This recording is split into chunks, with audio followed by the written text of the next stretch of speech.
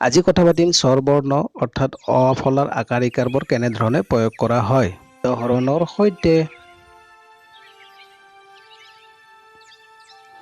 আ আকাৰ যেনে কত আকাৰে কা।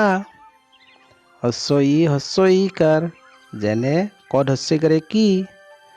দীৰ্ঘ ই ইকাৰ যেনে কত দীৰ্ঘ ইকাৰে কি। হস্ৰ উ কাৰ যেনে কত হস্ৰ উকাৰে কু। দীৰ্ঘ উ কাৰ যেনে কত দীৰ্ঘ উকাৰে কু। ৰি কাৰ যেনে কত ৰিকাৰে ক্ৰি।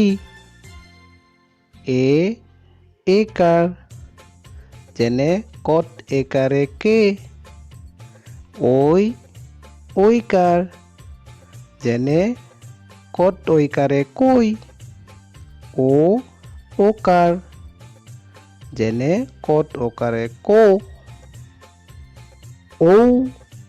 ঔ কাৰ যেনে কত ঔকাৰে কৌ।